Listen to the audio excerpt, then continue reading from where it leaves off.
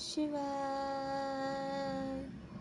ओम नमः शिवाय।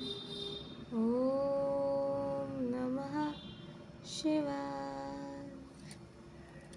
शिव महापुराण पंचम युद्ध खंड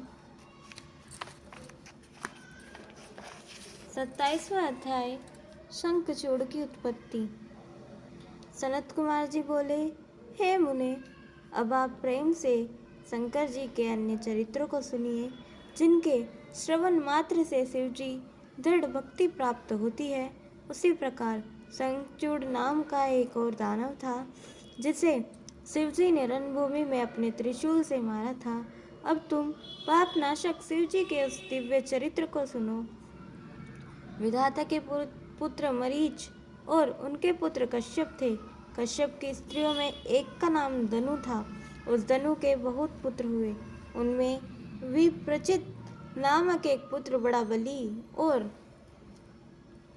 पराक्रमी था। उसके एक पुत्र हुआ जिसका नाम दंभ, और यह भी बड़ा धार्मिक, विष्णु भक्त और जितेंद्रिय था। परंतु उसके कोई पुत्र नहीं हुआ, तो उसने शुक्राचार्य को गुरु बनाकर कृष्ण मंत्र ग्रहण कर पुष्कर तीर्थ में जाकर 1 लाख अत्यंत आसन बांधकर बराबर तप किया। तब भगवान विष्णु जी उसे वरदान देने के लिए पुष्कर गए और दंभ से वर मांगने को कहा।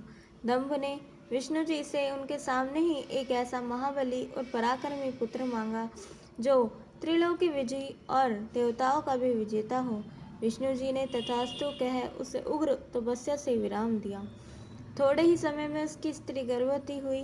सुदामा नामक गोप उसके गर्भ में आया, जो कृष्ण का मित्र था और जिसे राधा ने शाप दिया था।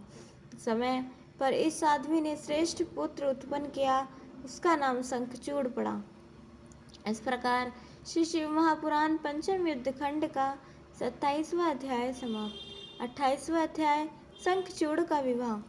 सनत कुमार जी बोले, अब शंखचूड़ पुष्कर में जाकर कठिन तप करने लगा।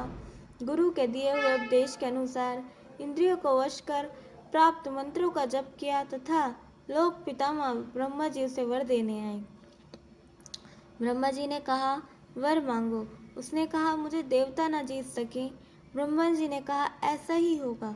यह वर देव ब्रह्मा जी ने उसे श्री कृष्ण का अक्षय कवच दिया और कहा कि तू बद्रिका आश्रम में चला जा, जहाँ शकामा तुलसी जप कर रही है, तो उससे विवाह कर लेना। वह धर्मराज की कन्या है। ऐसा कहकर ब्रह्मा जी अंतर्ध्यान हो गए। शंखचूड़ बद्रिका आश्रम में तुलसी के पास चला गया। उसने उनका परिचय पूछा। तुलसी ने कहा, मैं धर्मध्वज की कन्या हूँ।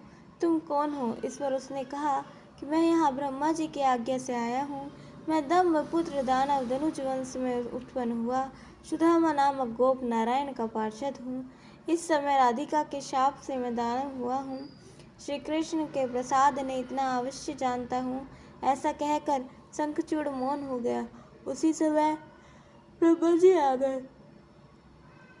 उन्होंने शंखचूड़ से कहा, गंधर्व रीति से विवाह कर इसका पानी ग्रहण करो।